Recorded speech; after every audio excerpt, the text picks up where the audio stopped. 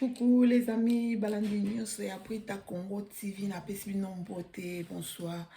Bon après-midi, ça dépend, il y a Mboka, Bisika, beaucoup d'amis, ça dépend, bonjour, bon après-midi. Na pourquoi les lots, na ye li sous to solo là. Bonsoir, na ba oba komi pourquoi.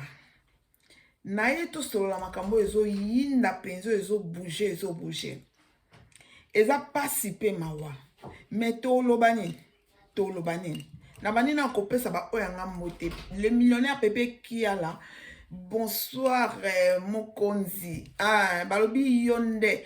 Zalaka yo mote mamalamu Pepe Kiala. Continue na osala bola munzamba lola kozongisela yo. Umela na ngwende na yo bisiko zali. Umela sala bola mweleka mingi. Le millionnaire Pepe Kiala.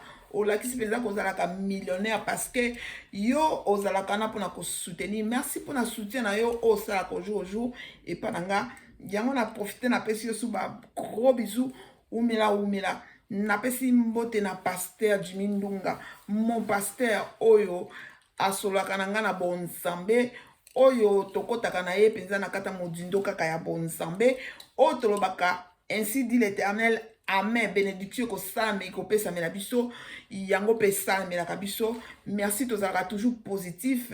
Merci pasteur Jimmy Ndunga umela zala pe positif nyonso zoluka nzamba lola ko pesa yo umela na pesi mbote na ba oyangai nyonso grand prêtre comme le Salvador nakati à Francfort. Bon anniversaire grand prêtre, happy birthday, bon anniversaire que dimonnaire mbota mamalamu grand prêtre comme le Salvador mobali ya batu ya Sylvie mwasa mbinga ya pembe nakata Francfort ba bisou ebele kamata bisou grand prêtre zoa bisou pour te leleza mokona yo et lobe ezalaki mokona yo fête zo continuer enjoy na pesi mbote na papi Chama Carlos équipe makaswe pour la rater mokonzi ya boss ya batu ya Lidi Kyungu ma copine privée na pesi mbote na grand prêtre Zikondo ya batu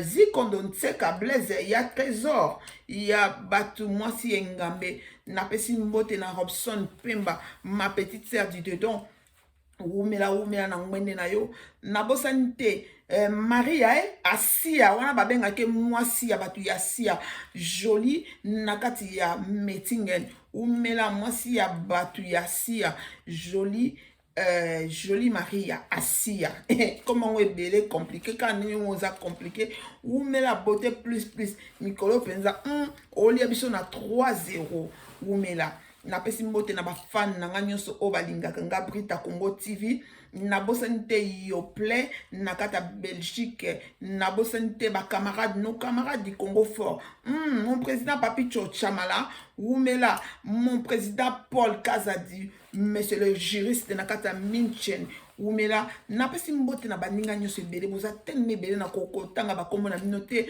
Ingrid Moulanga ya batu ya Marien et Balakin na bosanite mère double Hélène Louza na kati ya France Oumela bose bele Chantal Ntebela Oumela na pesi binombote na pourquoi lelo na eto solo là il y a du sourire il faut quand même parler mon président Marcel Kazadi ya batu ya madudu batantu to solola to lobaka to kofanda niete parce que il y a du sourire il y a quoi parler naina lobanine et ça na histoire moko ça me révolte et puis ça nga kanda parfois je me dis ezalaka nini yango la prière n'exclut pas la vigilance la prière n'exclut pas que mutu veiller au talakanda kunayo. Qu'est-ce qui ne va pas dans nos têtes? Ça ne va pas dans nos têtes. Biso ba maman africain ou bien africaine, pardon. Biso ba maman africaine. Na yebite eza nini ezaka mutu na biso. Zala maman pasteur, on néglige ndako. Zala maman diaconesse, on néglige ndako. Zala sœur en Christ, on néglige ndako. Zala chante de l'Éternel, on néglige ndako. Non. Servir Dieu eza mabete eza penza malamu parce que vie na biso esimba mina maboko nzambe bomo na biso iye muta otambusango il faut to servir nzambe mais ezo exclure te to banda ko bongisa banda na biso La charité bien ordonnée commence par soi-même. Comment se fait-il biso tolinko servir Nzambe? Mais na bandako na biso mbutu mbutu. Si les autres comme on a des dégâts minene, il y a un scandale. Mais entre-temps, on est servante de Dieu. Entre-temps, toza ba chantre de l'Éternel. Entre-temps, toza ba intercesseuse. Na évité na lobani bati a connaître, ça va pas non. Yango te. Mokonzi abengeli biso na bongo te. Nzamba abengeli biso na bongo te. Nzamba abengeli biso na bien. To servir, mais to yeba mam to sala. To veyaka na bandako na biso. Na ebite maman nanga Jackie de colonne lilo sokozo yoka mankamo ningi zo yinda. Parce que ça bouge. Mokileza ya koningana. Histoire ezo leka na Belgique na ebite so tozo comprendre. Comment se fait-il maman osa maman parce que tu es servante de Dieu au kendaka na ba mission partout au contrôle ndako te bana na yo ya basi mwana ya 12 ans tata wa boti mwana na ye abandi ko abize lisolo eza pasi tata moko na Belgique abize na bana na ye mwana ya 12 ans.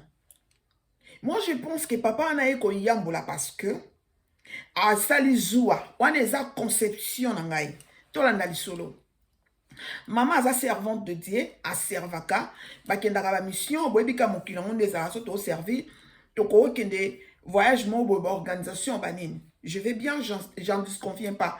Mais yango ils ont exclure pardon vigilance nanda côté, ils ont exclure te au bandako veiller likona bana au surveiller. Ça n'inscrit pas. Servir Dieu c'est bon, mais il faut au tal rappel ndako na yo.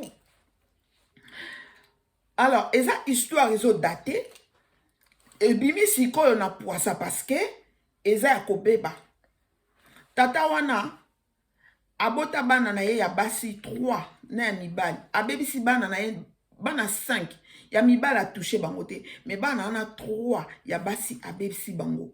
Mwana ya 12 ans, mwana ya 14 ans, mwana ba mineur. Na yebi ba âge penza nena ko yo préciser te surtout les choquinga mwana ya 12 ans ba mineur. Abebisi mwana oyaza adulte wana kuna azate ou bien majeur. Non, ba monu ba mineur. Je sais pas comment expliquer. Papa moboti, papa biologique, papa makila o ezotambola na ba veine na ye na ba veine na ye, yango ezotambola na bana wana. Bana yambanda te, atako tu bana yambanda. Comment tu peux faire des choses comme ça? Quand tu es un parent, osa parent au kotika la parent. Pourquoi Bible lobby, tout ça papa na ona maman na opo ou merasi à mokili. Bible lobby, la Bible ezopekisa même l'insieste. Bible ezopekisa insieste. Bible ezopekisa surtout respecter ba parents na biso poto ou mela parce que boza ba demi Dieu, boza ba nzambe yase. Comment yo nzambe yase okende ko détruire et kela munayo. Parce que moi naza ekela munayo pardon. Moi naza oya bimi na makilo ezotambola na ba veine na yo yango ezotambola na veine ya mwana na yo. Comment yo papa tu n'as pas eu la honte? Comment yo papa oyoki ko banga te oki somote okende ko la banana yo, pardon, excusez-moi les termes, c'est un peu vulgaire. Ko coucher avec banana yo. Comment tu peux faire des choses comme ça? Un parent, un papa. Bana o yo mo na mokili. Et puis en état normal, en état donc aux apesa en état conscient et non inconscient mais conscient. Comment tu peux faire des choses pareilles? C'est ridicule. Et ça somme. Mambo les cas dans la communauté africaine, ça fait la honte. Biso to ba mindele te. Ba mindelo ba sala mambo bongo, ba kana bakisi. Là c'est vrai je vous dis. Basalaka ba impulsif, basalaka na ba comment dirais-je? Basalaka na botutu, basalaka na ba biloko na bango. Nous on est des bantous. On nous a appris qui est le parent. Respecter ton père, même ba grand frère, ba yaya, to ebi ko respecter ba tontine, bandeko. Mais comment yo papa okende kozwa mwana na yo papa wana? Maman lokola sala musanza beza histoire est datée mais ko bima sikoyo. Bon moni à l'époque tant mo ki les aki bien, bazo tambola, bazo so bo kende ko yemba place boye, bo kende ko évangéliser place boye, bo ki ko servir nzambe partout na so za na France, bo kepe ba pesi no invitation, bo ken église mo songolo na Belgique, so za na Belgique ba pesi no invitation, bo ken église mo songolo na Allemagne, voilà. Maman lokola zaki aza servante ami pesa penza na losambo mais abosanaki nde koveye na ndako na ye ntango bazokendaka ba voyage ayebi ke bana bazotika na ndako na bayaya mibali ya mikolo bazotika na papa na bango propre nzoka ntango mama azokende bomwa nde nazoloba ngo na en tremblant choquant esala nga choc naza penza moto parce que esala mawa na choc. Alors tango mama azokendaka bongo papa azosala biyenga na bana oya ye moko papa akotelaka bana na ye na chambre abiza na bana ye nyonso 3 et puis baza ba mineur mwana moko adulte aza wana te majeur aza te bango nyonso ba mineur abanda alobio abanda kosalisa bango ba G alobio abanda kosala na bango ba G caresser et tout des choses comme ça abanda kosala ba pénétration excusez-moi les termes mais et après et comme un moment mwana oya 12 ans tango akomi papa na ya mesanisaka ye kosala na ye ba caresse ba bêtise wana mwana ya 12 ans akomaki kokende kobima na mindele mwana 12 ans akomaki kozwa ba drogue mwana ya 12 ans akomaki déjà. Alors et kosala ke mokolo papa ye susu ndenge yaka na ba jeune ye wana habite cette fois-ci lelo na décidé en âme et conscient. Il n'était pas inconscient, il était conscient, en âme et conscient. Abike lelo skondenge na zaboye nako pénétrer na mwana nangai papa omona kiata nzambe te obanga te mais na ndako wana prière etokaka yango balobi prière ezo exclure biso to veye te nga kama bato mususu na osambela na kokipe te na otala eloko te tout va bien te osambela mais il faut veiller likolo na ndako no veiller likolo mobali na yo veiller likolo bana na yo so ozana mobali to ozana bana na yo veillaka likolo bana na yo talaka bipai bana ba okende. Tolobi bien que si l'Éternel ne bâtit pas la maison, on va bâtir enfin. Oui, Nzamba zo mona ke yemtu. Yo confiance na yo zana Nzambe, obi Nzambe bâtir ndaku nanga, Nzambe batela bana nanga, mais ozo kengela pe yo mo ozo talaka ko. Toloba ka te ke Nzambe mutazo batela te, Nzamba zo batela mais exclu te au veiller, au vigiler. La vigilance.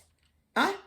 Alors, nenge maman voyagaka na ye, bobi ke ndeko papa abiza na bana na nyonso mukola ye ko pénétrer pa mwana na ye ya 12 ans moni ke mwana déjà akoma na so nini choc wana somo eza jalousie esaliye atomboki abeta mwana abandi ko menacer mwana ye ko bimisa vérité pa maman. Alors tata komi ko tubela papa komi ko tubela o na yebelo ko tindanga te il fait ça nazala ki envoûté. Non, ce n'est pas l'envoûtement, c'est un âme conscient. Osa pensa conscient papa. Âme na yon esprit na ezaki conscient, tu sais ce que tu fais. Mais si on lingi basi so bon wan te falo zota basi oyo basala na bango musala wana. Falo ki lukata ailleurs, bana na yo oyo penzo bimisi na makila na yo. Et puis basala penza tese aden bana na ye propre. Parce que bon ba peut-être que bana ya mwasi bana propre. Maman, yum to sambela na katandako. Ko sambela ezo inscrire bisote to veiller. Qu'on semble les inscrits bisoté pardon total akato to pesa bana na biso ba bonne directive. Il faut to pesa bana na biso ba bonne directive. Il faut total akato contrôlaka. Yo za mobile na ndako na bana ya basi contrôlaka ko pesa mobile 100% confiance te. Na lobi te ke mibali nyonso baza bongo. Na lobi bongo te ezana mibali mususu ba bokolaka bana na bango hein. Oka penza tiki mama lobi mama yo lala alali na mwana tola beti penza bulantulu alali na mwana berse mwana ti mwana lali tongo azo bonde la pe pona mwana na ye azo mobali azo banga Nzambe akolisi bana na sukola ka pe bana na ye na lobi te ke mibali nyonso eza mibali musu basé ya nkele ya somo manque ya pudeur ya busenzi parce que ça c'est la sorcellerie pure. Ça c'est la sorcellerie pure. On détruit vie ya bana na nyonso misato. Pourquoi tu peux faire ça? Papa, comment kosa mamboy? Ce qu'on a évité biso penza ba mama to sala ka ndenge nini bandeko. To la la pondi te so zo mona sispe na ndako veya kako. Nga na évité ba mama ba la penza pondi o la li penza ate loko kweyo yo karate. Mais c'est comment ça? Maman la bongo te.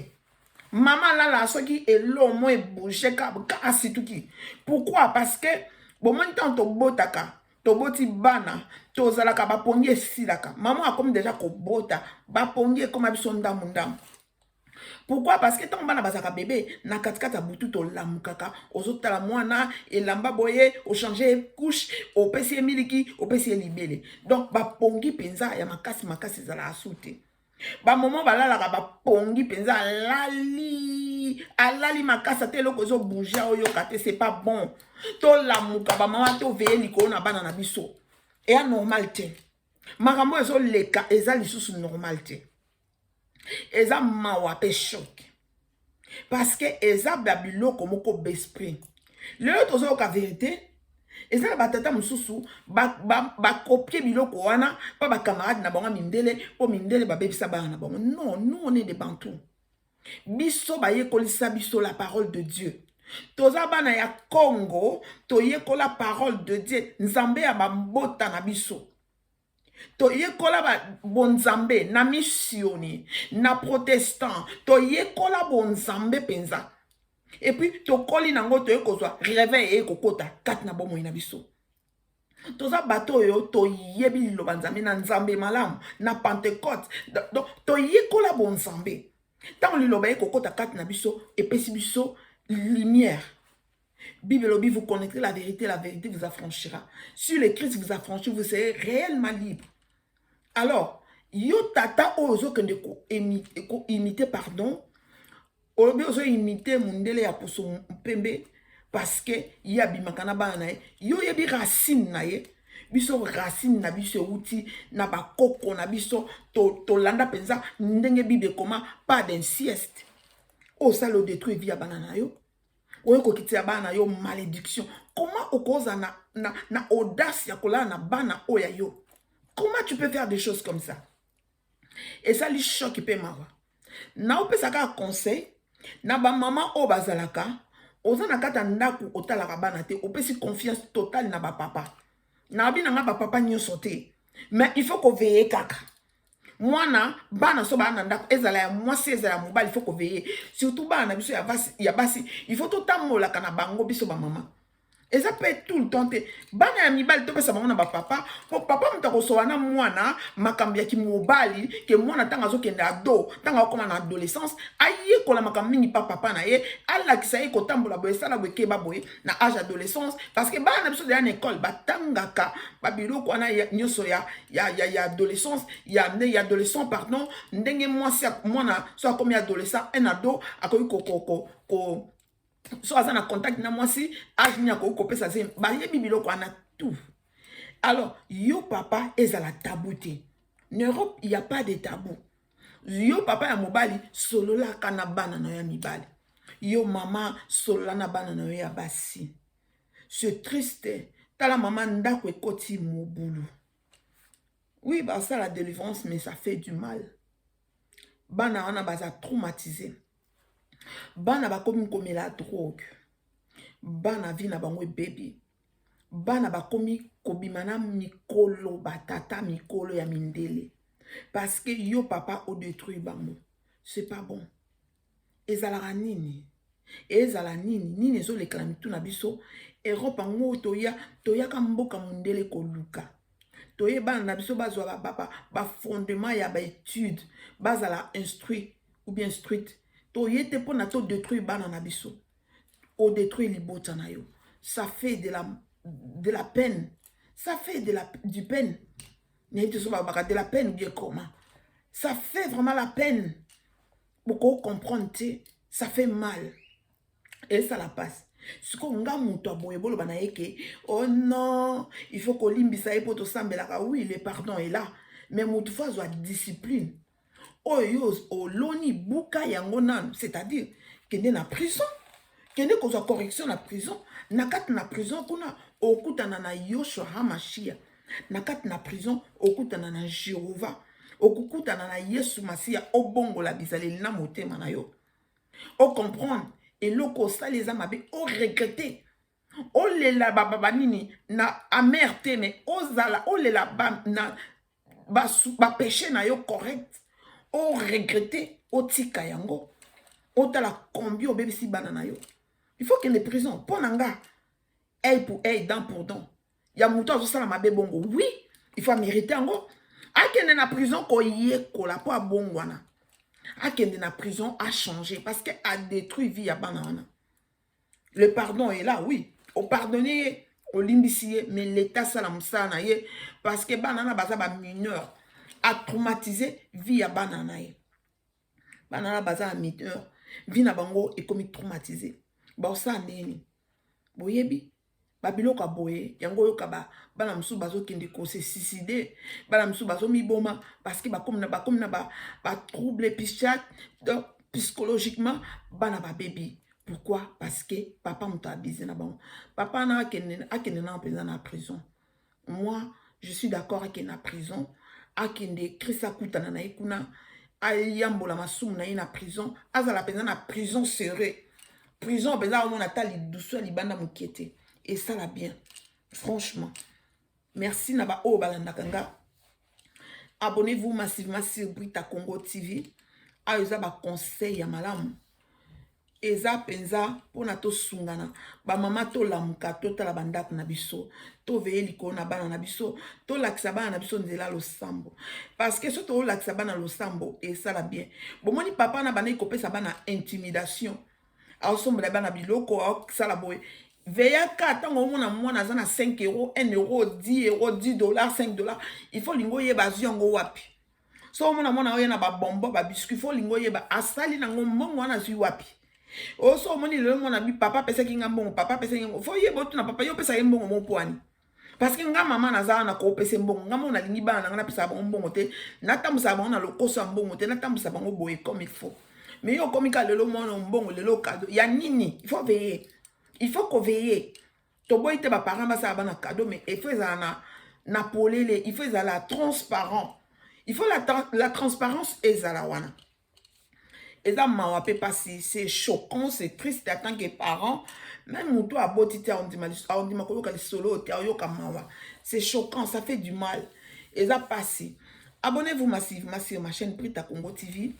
Ba oyanga ba mien je vous love je vous salue vous êtes tellement ébélé ba bisous na bino check abonnez-vous massivement.